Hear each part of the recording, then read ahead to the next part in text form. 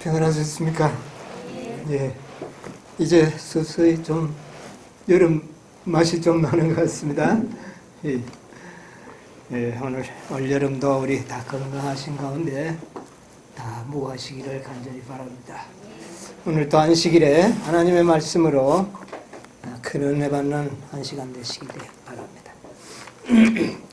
창세기 21장에 있는 말씀을 오늘 먼저 보도록 하겠습니다. 창세기 21장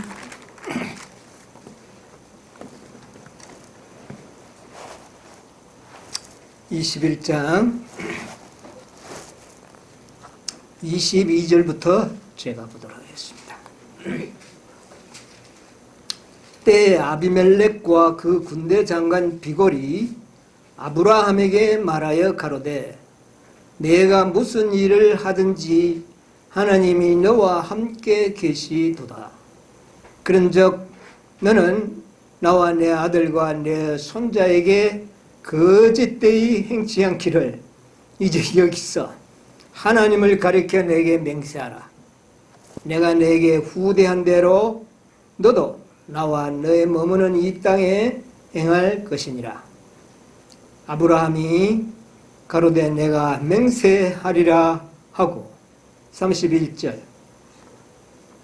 두 사람이 거기서 서로 맹세함으로 하였으므로 그것을 부엘세바라 이름하였더라.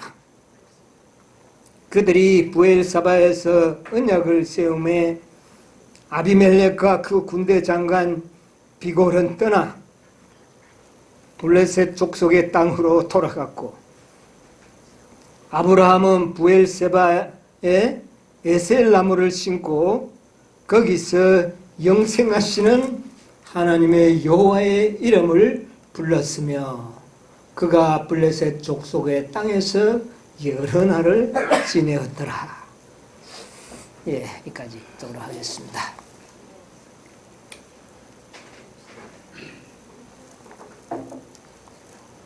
오늘은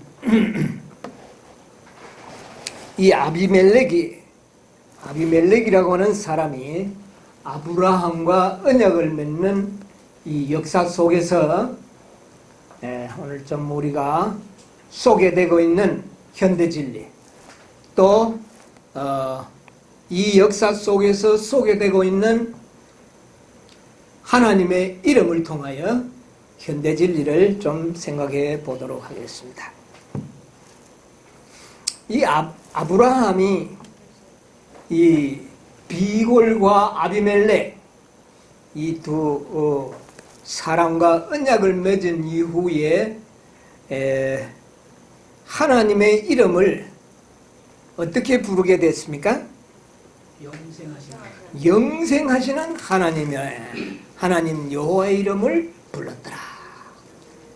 영생하시는 하나님 여호와의 이름을 불렀더라. 그래서 오늘은 영생하시는 하나님. 여러분 뭐 하나님이 영생하는 것 당연하지 않습니까? 그러나 이곳에서 처음으로 소개되는 이름입니다. 오늘날 우리가 익히 잘 알죠. 영원하신 하나님, 영원한 하나님. 우리가 익히 잘 알지만 이 이름을 부르게 된 역사적인 배경에 대해서는 별로 여러분이 상세하게 생각해 보지 않았으리라 생각합니다. 영생하시는 하나님, 그 하나님의 이름이 원어로 이야기하면 엘 올람입니다. 영생하다, 영원하다는 말의 의미가 원어로는 올람이라는 말입니다. 올람.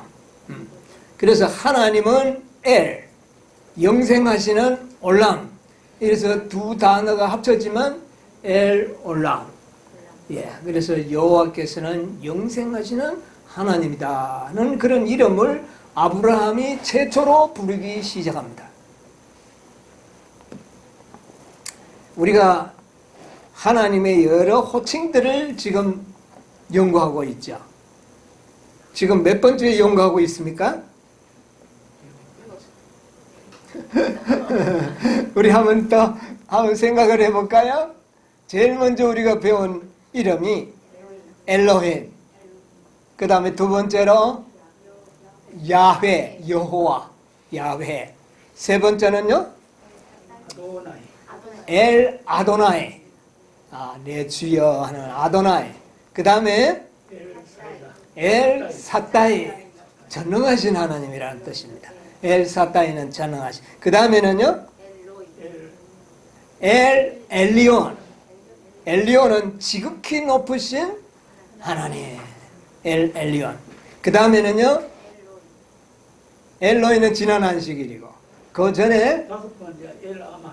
엘 아만. 아멘. 다시 말하면 아멘, 엘 아멘. 이게 다 여호와의 호칭이었다는 것입니다. 그 호칭 속에는 오늘날 우리가 많은 현대 진리를 내포하고 있는 그런 뜻이 있죠. 그리고 지난 안식일은 엘 로이. 무슨 하나님? 감찰하시는 하나님. 감찰하시는 하나님. 예, 오늘은 이제 영생하시는 하나님. 엘 올람. 예, 오늘은 엘 올람입니다. 자, 우리가 평소에 잘 알고 있는 단어죠. 영원이라고 하는 단어. 이 영원이라고 하는 것은 형용사죠. 영원하다. 글자 그대로 영원. 영원입니다. 그런데 그 영원이라는 그 단어가 엘이라는 단어 앞에 붙을 때는 영원하신 하나님이라 그렇게 불리어지고 그것은 곧 하나님의 호칭이 되는 겁니다. 네, 하나님의 호칭. 우리가 이제 이 역사 속에서 아브라함이 왜 하나님을 영원하신 하나님으로 그렇게 부르게 됐는가? 이 역사를 우리가 좀 공부해 봐야 되겠습니다. 자, 아브라함이 몇 세 때에 갈대아 우르를 떠났습니까? 예, 70대 중반이 되어서 그렇게 젊지 않고 이제 그 시대에도 늙은 사람 속에 속할 수 있는 나이에 갈대아 우르를 떠나옵니다. 고향을 떠나옵니다. 자, 이 갈대아고 고향을 떠날 때 사도 바울은 히브리서 11장 8절에 그 떠나올 때의 장면을 어떻게 표현을 하고 있습니까? 예, 갈 바를 알지 못하고 나갔다 그랬어. 갈 바를 알지 못하고. 11장 8절입니다. 자, 갈 바를 알지 못하고 고향을 떠나온 아브라함은 그때부터 죽을 때까지 일평생을 나그네 생활을 살게 됩니다. 목축을 하다 보니까 풀을 따라 이곳 저곳을 이렇게 다닐 수밖에 없었어요. 그래서 돌아가실 때까지 그는 나그네 생활 그렇게 살다가 돌아갔었는데, 이 나그네 생활을 하면 뭐가 좀 그리워질까요? 여러분, 객지 생활을 하다 보면 뭐가 그리워집니까? 고향과, 다시 말하면 고정적으로 살 수 있는, 안정되이 살 수 있는 집이 필요성을 많이 느끼게 되는데, 우리 인간들은 이 영원이라고 하는 마음을, 사모하는 마음을 우리가 갖게 되는 겁니다. 왜요? 왜 우리가 영원을 사모하게 됩니까? 우리가 영원히 못 사니까 영원히 그리운 겁니다. 뭐 그 자꾸 설명이 필요 없어요. 우리가 얼마 살다가 끝나니까요. 예, 강건하면 70이요, 80밖에 못 사니까 우리는 뭐를 사모할 수밖에? 영원히 살 수 있으면 얼마나 좋을까? 예, 그러니까 그 마음이 생기죠. 예. 정말 그래서 우리는 이 아브라함이 그 생활 속에서 그는 나그네 생활을 살면서 안정된 생활, 그것을 많이 그리워할 수밖에 없는 생활 속에 살았는데, 우리 모든 인생들이 나그네 인생을 사는 경험을 아브라함은 그렇게 살게 되었다는 겁니다.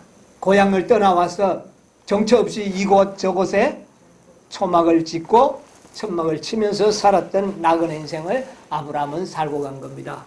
그러므로 우리 믿음의 조상이 그렇게 살았다면 우리도 어떻게 살까요? 우리도 나그네 인생, 안정된 생활이 우리에게는 사실 없다는 겁니다. 네, 그런 생활을 아브라함은 사셨어요. 자, 그래서 아브라함은 믿음의 조상인데 참 거룩한 생활을 산 것 같은 우리가 느낌이 듭니다. 아침 저녁으로 조석으로 양을 잡아 제사 드리고 또 그 다음에 성스러운 그런 신앙생활을 살다가 가신 것처럼 그렇게 생각이 들지만 고향을 떠나온 이후로 아브라함의 마음에 육신적으로 평안한 생활이 아니었습니다. 예. 여러분 아브라함이 먹을 게 없어서 그런 걱정도 또 가뭄이 되고 흉년이 들면 했지만은 늘 근심과 걱정이 아브라함의 생활 속에는 있었다는 것을 우리가 알게 되는 것이죠. 우리도 먹고 살기 위하여 참 힘들게 살았고 사실은 아브라함도 어떤 면에서는 먹고 살기 위하여 양을 치고 이곳저곳을 그렇게 나그네 생활을 살다가 돌아가신 것을 보게 되는데 살다가 보니까 이웃들과 또 어떤 일도 당합니까? 이웃들과 트러블이 생기고 다툰 일도 생기고 아주 이런 일을 우리가 보게 되는데 우리가 방금 읽었던 21장의 그 전장을 22절로부터 쭉 읽어보면 아브라함이 얼마나 고통스러운 생애를 살았는지 좀 알게 됩니다. 자, 이 아비멜렉이라고 하는 이 이름을 우리가 잘 유의하게 보셔야 됩니다. 이 아비멜렉, 그랄 왕입니다. 20장 보면 20장 1절에 보면 아브라함이 거기서 남방으로 이사하여 가데스와 술 사이에 그랄에 우거하면서 누구를 만납니까? 이 아비멜렉이라는 사람을 만나게 되는데 이 아비멜렉에게 어떤 일을 당할 뻔했습니까?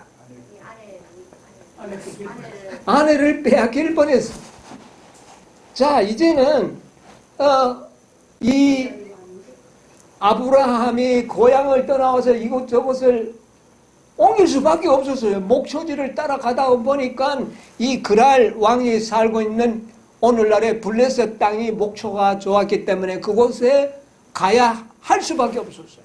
그런데 거기에는 왕이 있었는데 그 왕의 이름이 누구냐 하면 아비멜렉입니다. 네, 아비멜렉. 그런데 이 아비멜렉이 다스리고 있는 이 땅에서 양을 먹이고 있는데 그곳에 가기 위해서 걱정거리가 생겼죠? 뭡니까? 자, 이 하나님을 알지 못하는 그 시대의 풍조를 잘 알고 있던 아브라함. 그 시대의 풍조는 어떻습니까? 강한 자가 약한 자의 재물과 아내나 이런 것을 약탈하여 취하여 가는 그 시대에 아브라함이 살았던 겁니다. 그러므로 아비멜렉은 그 시대에 이 그랄 땅에서 큰 세력을 갖고 있는 왕이었어요. 그러면 그 땅에 가서 양을 먹일 수밖에 없었는데 어떤 일을 걱정할 수밖에 없었어요? 야, 자칫하면은 자신이 죽고 아내를 빼앗길 수도 있다는 두려움이 있었습니다. 그런데 왜 그리로 갑니까? 형편이 어떻게 됐을까요? 형편이 그곳에 가서 양을 먹이지 않으면 목초지가 없는 그런 환경이 됐기에 갔겠지 뭐라고 일부러 그렇게 갔겠습니까? 거기에 갈 때에 이 아브라함이 아내를 뺏길 만한 위험성을 느끼기 시작했어요. 그러면 여러분 아브라함의 고민이 얼마나 컸겠습니까? 막 먹고 살 수만 있었으면 그곳에 가지 않았을 겁니다. 그런데 살기 위해서는 그곳에 가야 했기 때문에 뭐를 각오하면서 죽는 게 단순히 죽는 게 아니라 아내를 빼앗길 위험이 있는 줄 알면서도 그곳에 가서 살게 된 겁니다. 그렇다면 아브라함의 생애가 평탄한 겁니까? 그 정도 되면 하나님 한 번 정도는 좀 불신해보고 원망해볼 만은 또 하지 않겠습니까? 하나님 나를 나오라고 해놓고는 이렇게 나를 고통스럽게 합니까? 이런 원망을 할 수도 있었지만 아브라함의 입에서는 그런 말이 기록이 되지 않고 그의 기록 말씀 생애 가운데는 그런 정신이 없었음을 우리가 보게 되는 겁니다. 아내를 빼앗기는 그런 어려운 환경, 먹고 사는 것도 막 심각한 문제였고 이런 일을 당했는데 그래서 가자마자 진짜 어떤 일이 일어났어요. 네, 만약에 아내라고 했더라면 아브라함이 죽을 수도 있었어요. 그런 위험성이 있었습니다. 분명히 있었어요. 그러나 아브라함은 아내와 약조를 할 때에 자기를 뭐라고 하지 말고 아내라 하지 말고 참 남편이라 하지 말고 오빠라고 오라버니라고 하라. 그렇게 약조를 해서 가서 그런 위험성을 모면하고 그러나 위험성은 죽을 위험성은 면했지만 어떤 일을 당합니까? 아내를 아비멜렉이 데려가 버렸어요. 그럼 당신의 누이를 내 아내로 삼았으면 좋겠다. 그걸 뭐 거절할 능력이 아브라함에게 없었다는 겁니다. 나는 안 돼. 그 누이는 당신에게 줄 수 없어. 이러면 자기는 어떻게 되는 거예요? 죽는 겁니다. 자, 이 정도 상태가 되었다는 것은 아브라함의 생활이 우리보다 더 평안하지를 못했다는 것을 우리가 압니다. 여러분, 우리가 어려움 당할 때 우리 아브라함 생각 좀 하시기 바랍니다. 우리 하나님 결코 원망하지 않아야 되죠. 그런데 하나님께서는 특별히 아브라함을 보호하셔서 그 아내를 다시 어떻게 해요? 되찾게 되고 나올 때 많은 선물도 받아서 나오게 되는 이런 역사를 20장에 기록이 했습니다. 그런데 가만 보니까 이 아비멜렉이 하나님의 계시가 없었으면 그의 아내로 삼았을 겁니다. 그런데 하나님의 계시 때문에 그 여인은 하나님의 종 아브라함의 아내이다. 건드리지 말라. 이런 계시를 줬기 때문에 무사히 지낼 수가 있었어요. 그래서 이 아비멜렉은 아주 두려운 마음이 생겨가지고 아브라함을 그때부터 잘 주시해서 봅니다. 대접도 잘했어요. 왜? 누구의 종이니까? 하나님의 종이니까. 그래서 주시해 보니까 계속 복을 받는 거예요. 복을 받는 거예요. 자, 이렇게 해서 이제 아브라함과는 헤어졌는데 21장에 보니까 그 아비멜렉과 그 군대 장관 비골이 누구를 찾아왔어요? 아브라함을 찾아와서 나와 뭐를 맺자? 언약을 맺자. 내가 너를 아주 후대에서 보낸 것처럼 너도 내 자손과 나에 대해서 그렇게 후대해라. 그리고 우리 서로 언약을 맺자. 그렇게 이야기를 합니다. 그러니까 아브라함이 어떻게 해요? 그렇게 언약을 맺자고 맹세를 하게 되는 역사가 방금 제가 읽은 21장의 역사입니다. 그래서 언약을 맺는데 25절부터 보니까 25절에 뭐라고 이야기합니까? 아브라함이 이야기를 합니다. 아비멜렉의 종들이 아브라함의 음모를 늑탈한 일에 대하여 아브라함이 아비멜렉을 책망하매. 이 역사가 이제 나오는데 이 사실은 아비멜렉이 알고 있었나요? 몰랐나요? 아마 몰랐던 것 같아요. 그런데 그 종들이 아마 아브라함이 파고 관리하던 그 음모를 뺏어가 버린 거예요. 이 아비멜렉의 종들이 그 빼앗길 때 아브라함의 속이 안 탔겠습니까? 왜냐하면 지금 여기에 살고 있는 광야라고 하는 것은 그렇게 물이 유효하게 흘러가는 그런 곳이 아니고 물이 귀한 곳입니다. 그러므로 이 운물을 하나 판다고 발견하고 판다는 것은 굉장히 힘든 일이에요. 생명줄과 같은 겁니다. 그리고 이 운물 때문에 종종 전쟁이 일어나는 이런 일들이 아주 비일비재하는 그런 시대였습니다. 그런데 이 아브라함은 운물을 아비멜렉의 종들에게 빼앗겼지만 항의를 했습니까? 안 했습니까? 안 했어요. 그럼 속이 부글부글 했겠어요? 안 했겠어요? 그럼 뭐 놔두자. 아니에요. 운물을 하나 팔고 운물을 발견한다는 것은 굉장히 힘든 일이에요. 그런데 그 운물을 빼앗길 정도면 이 아브라함이 속이 매우 타찍고 속이 상했지만 그 이웃과의 관계를 나쁘게 하지 않기 위해서 그 말을 하지 않았다. 그런데 이제 맹세를 하기 위하여 찾아왔으니까 그 기회에 어떻게 합니까? 이제 이야기를 합니다. 당신이 말이지 내 우물을 왜 늑탈해 갔느냐. 그러니까 26절에 보니 아비멜렉이 나는 그거 몰랐다. 너도 이야기하지 않았고 내 종들도 나에게 이야기하지 않아서 나는 그거 모르는 바다. 미안하다. 사과를 하고 어떻게 합니까?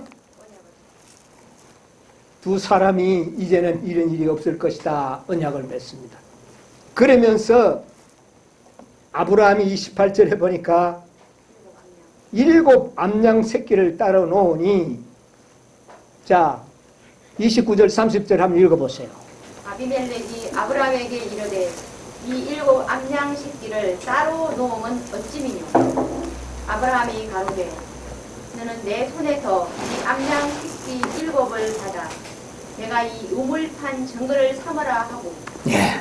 자, 그래서 아브라함이 어떻게 했냐면은 맹세하는 짐에 암양을 별도로 7마리를 따로 세. 여러분 맹세를 하면 둘이 똑같이 내야 합니다.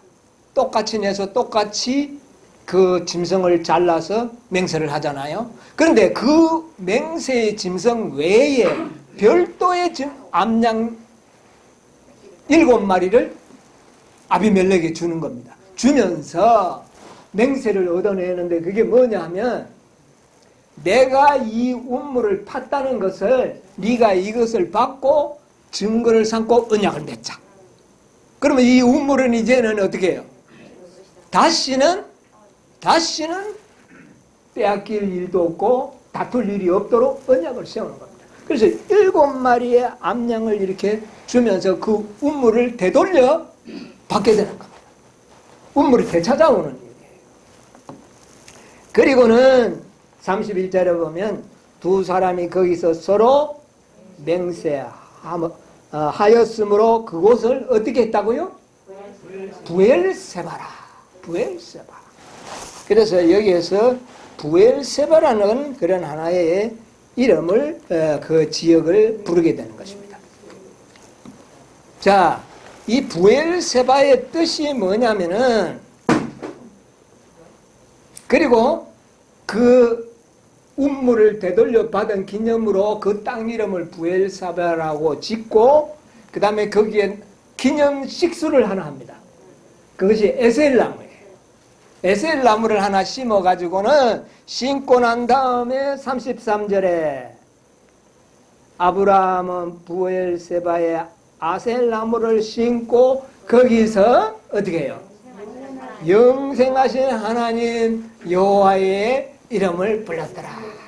자, 그 운물을 돌려받은 것이 얼마나 아브라함에게는 큰 게 참 축복이었는지, 이 언약이 영원히 지속되기를 원하는 마음으로 뭐라고 이야기합니까?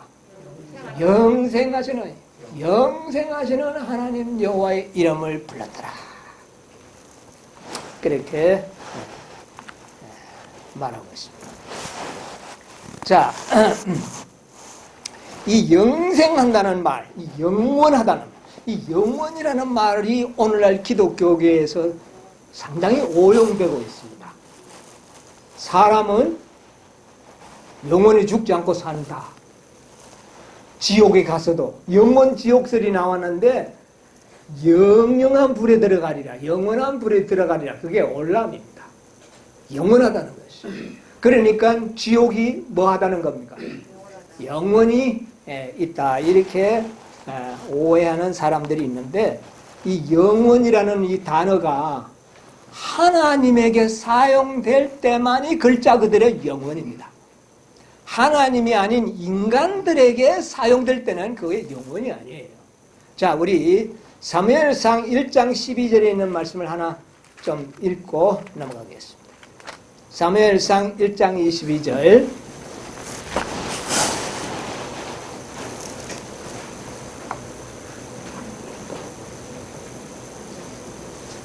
1장 22절에 오직 한나는 올라가지 아니하고 그 남편에게 이르되 아이를 덧대거든 내가 그를 데리고 가서 여호와 앞에 대기하고 거기 영영이 있게 하리. 거기에 영영이 있게 하리라 했는데 이 영영, 이것이 올람입니다.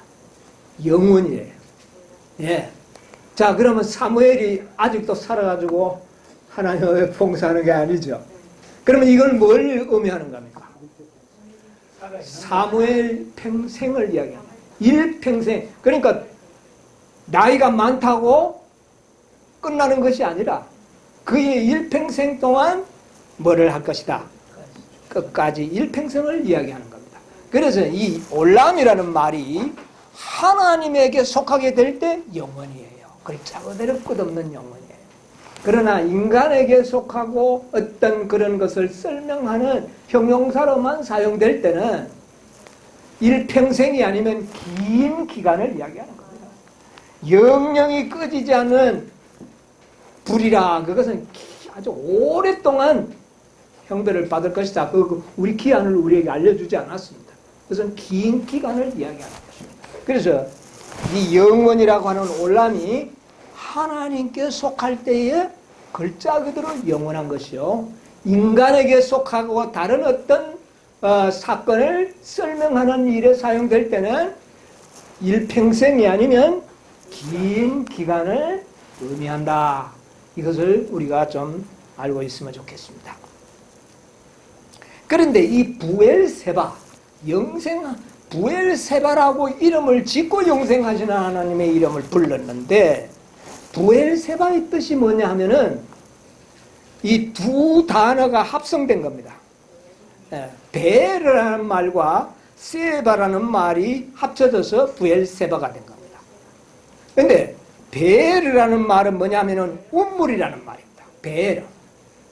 베르라는 말은 우물, 큰 구덩이, 뭐 이런 뭐 물이 있든 없든 구덩이, 깊이 판 구덩이, 우물을 갖다가 베르라고 말하고 세바는 부엘세바 하는 세바는 일곱이라는 뜻과 또 한 가지 뜻이 더 있는데 그것은 맹세라는 뜻도 있습니다.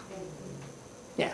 그래서 일곱과 맹세라고 하는 두 뜻을 가진 세바와 그래서 부엘세바. 그래서 한마디로 설명을 하면 일곱 우물이라는 뜻입니다. 부엘세바는 일곱. 그래서 이것은 아브라함이 암양 일곱을 준 것을 연상할 수 있도록 그렇게 해서 일곱 우물이라는 그런 말의 의미가 있고 그 다음에 맹세의 우물이다. 아비멜렉과 아브라함이 맹세하여 서로 약조했기 때문에 맹세의 우물이라는 두 가지의 뜻을 가지고 있어요. 그래서 이 우물을 갖다가 부엘세바라 그렇게 이야기를 했어요.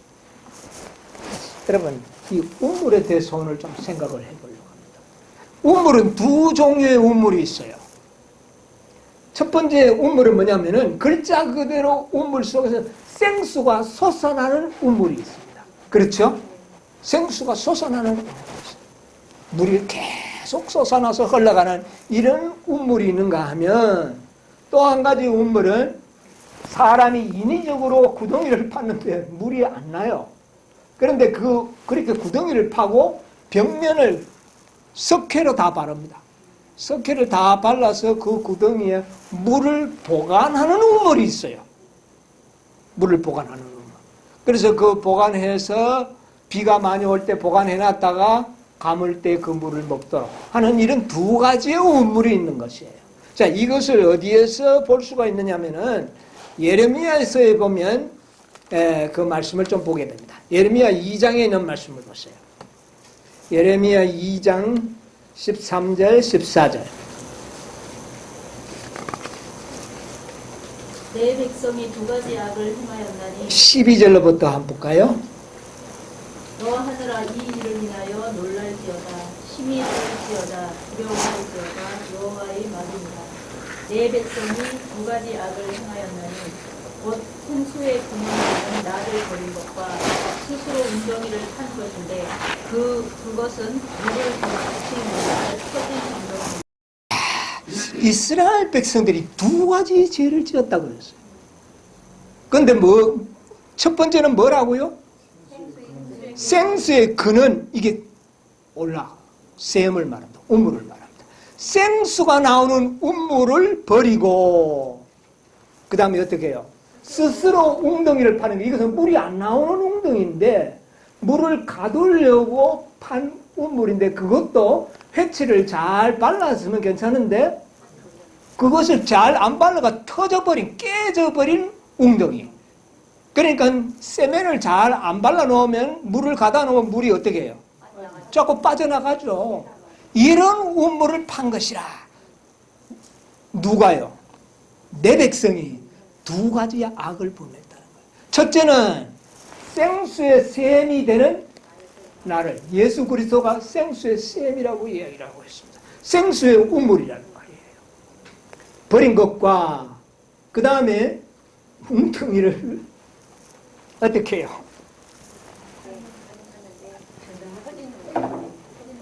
웅덩이를 팠는데 그것도 잘 팠으면 좋겠는데, 잘 만들었으면 좋겠는데, 어떤 것을요? 물을 저축할 수도 없는 그런 웅덩이를 팠다. 그러므로 이 우물은 전혀 쓸모가 없는 우물을 말하는 것입니다. 그런데 그 말씀을 하면서 두려워하고 아주 떨으라고 이야기했어요. 이것이 얼마나 큰 죄악임을 말해줍니다. 예, 그래서 스스로 판 우물, 터진 우물을 팠죠. 그런데 재밌는 것은요, 이 잠언 5장 12절에 보니까, 잠언 5장 12절을 한번 봅시다. 15절, 18절을 두 절을 한번 보겠습니다. 너는 내 우물에서 뭐를요? 물을 마시며 내 샘에서 흐르는 물을 마시라. 18절, 내 샘으로 복되게 하라. 내가 젊어서 취한 아내를 뭐하라. 그런데 여기 보니까 아내를 샘물에 비유를 했어요. 우물에 비유했다는 것이죠. 이 아주 놀라운 비유입니다. 자, 너는 네 우물에서 물을 마시며 내 샘에서 흐르는 물을 마시라. 그러니까 여인의 위상을 여기에 설명하고 있는 겁니다. 여인의 위상은 생수가 솟아나는 뭐와 같은 것이다. 그런 존재라는 겁니다. 그래서 이 여인의 존재는 정말 이 세상에 없어서는 안 될 얼마나 필요한 존재인데, 그것이 바로 네가 젊어서 얻은 누구라? 아내다. 그렇게 이야기를 합니다. 이것은 아내의 위상을 이야기를 했고요. 그 다음에 아가서 4장에 있는 말씀을 좀 보겠습니다. 아가서 4장 15절 16절. 너는 동산의 샘이요 생수의 우물이요 레바논 논에서부터 흐르는 시내로구나. 북풍아 일어나라. 남풍아 오라. 나의 동산에 불어서 향기를 나니라.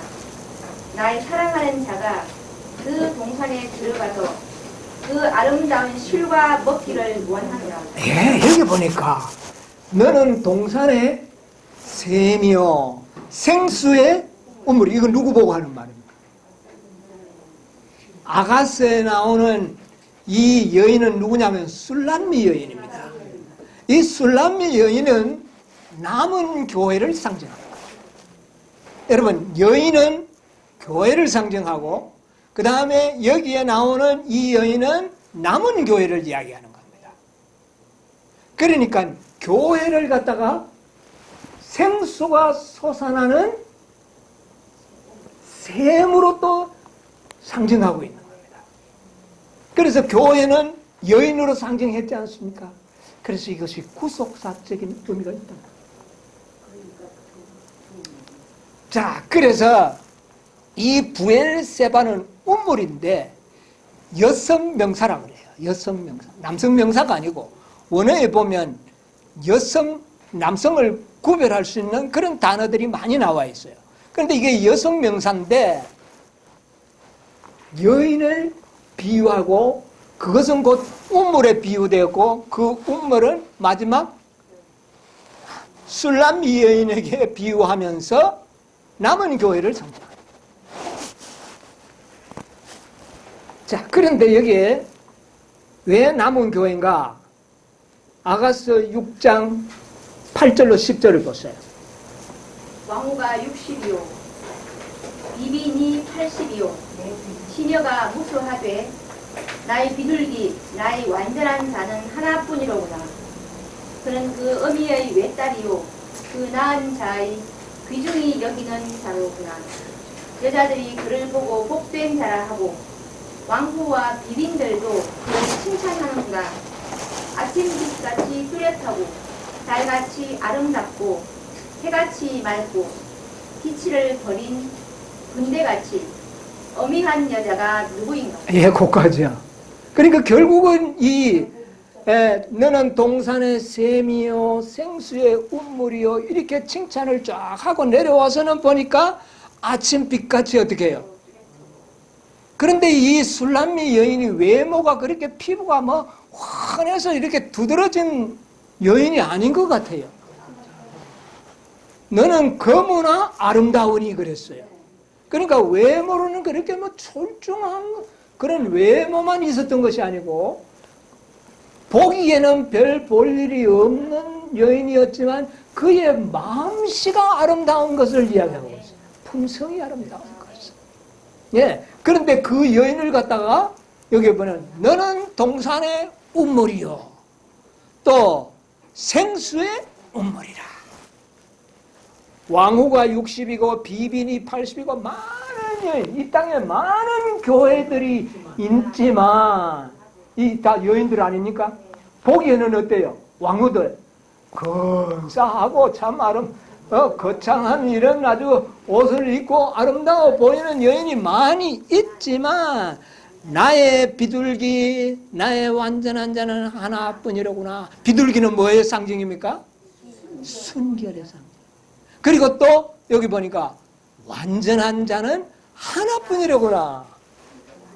예, 마지막 남은 무리들의 남은 교회가 순결한 교회요 완전한 교회인데 여기에서 생수가 솟아나더라 그 말입니다. 구속사적인 의미가 여기서 이렇게 발전되어 나오는 거예요. 예. 그래서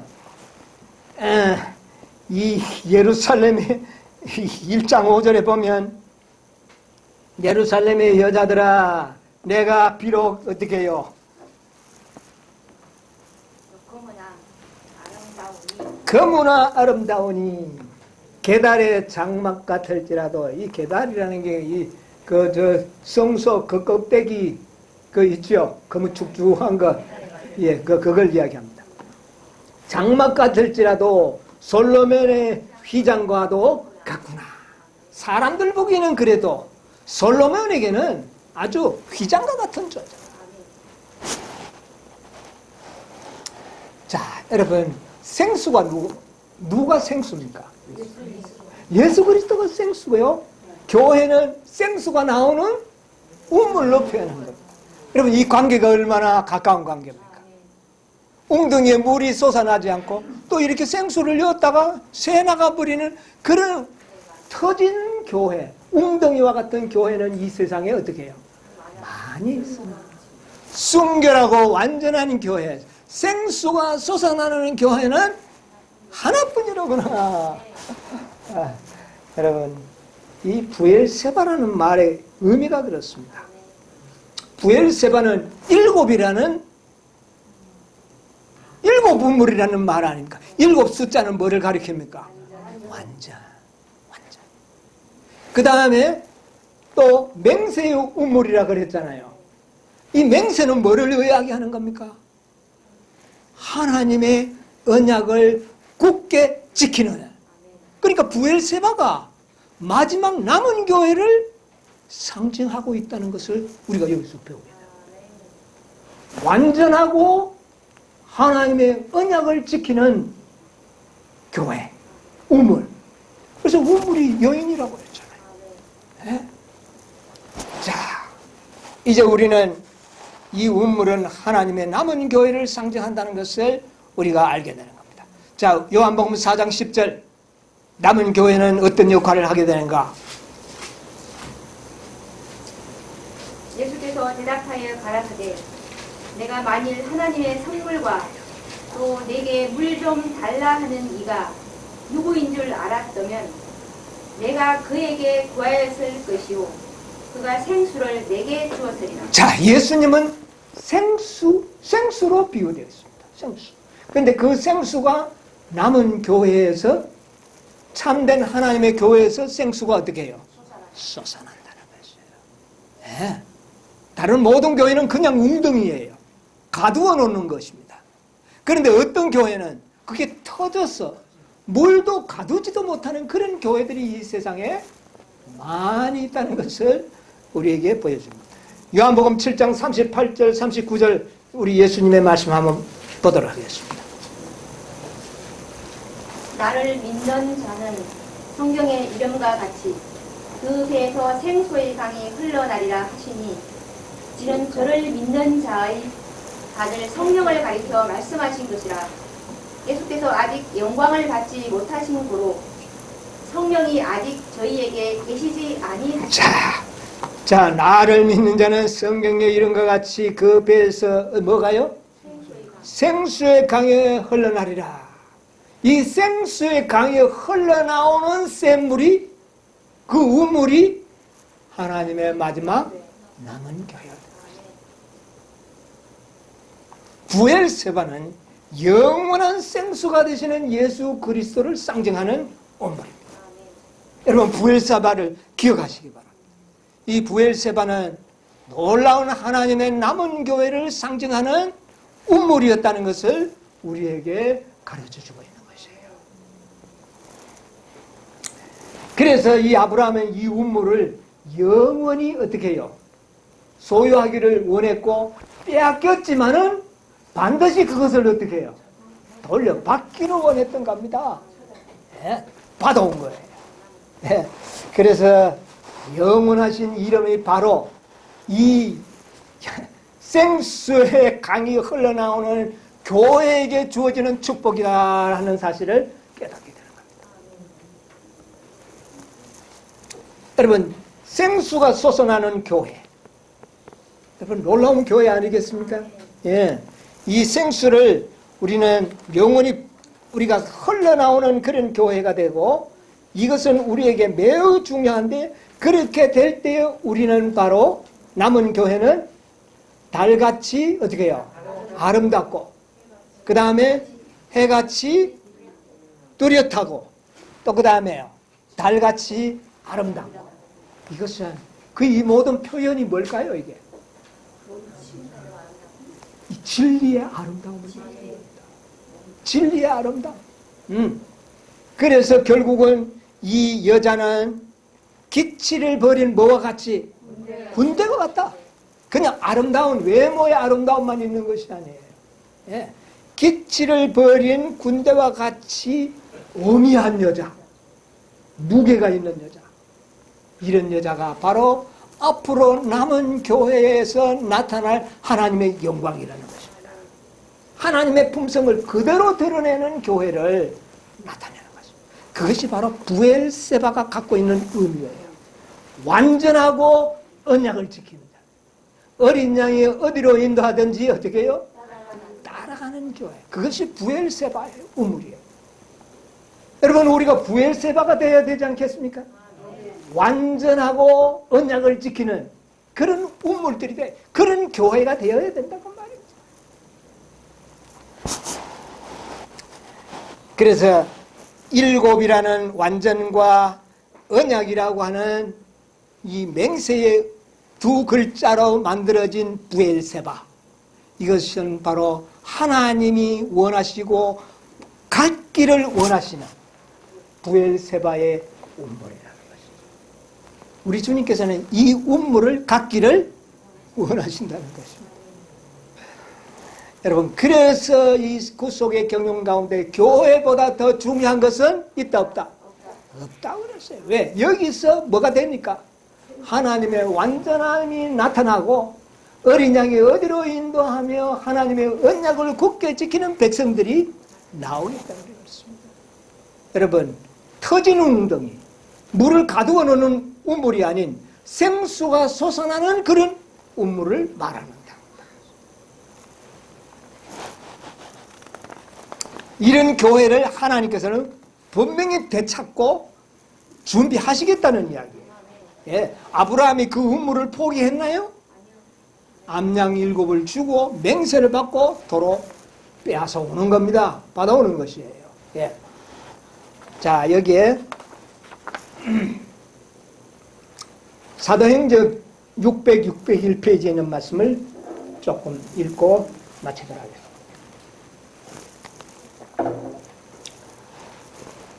601페이지 교회가 세상에 대한 충성을 버리고 그리스도의 의를 온 입는다면 교회 앞에는 어떻게 해요? 빛나고 영광스러운 날이 동틀 것이다. 교회에 대한 하나님의 약속은 영원히 굳게 설 것이다. 하나님께서는 교회를 영원한 믿어 많은 세대의 기쁨으로 삼으실 것이다.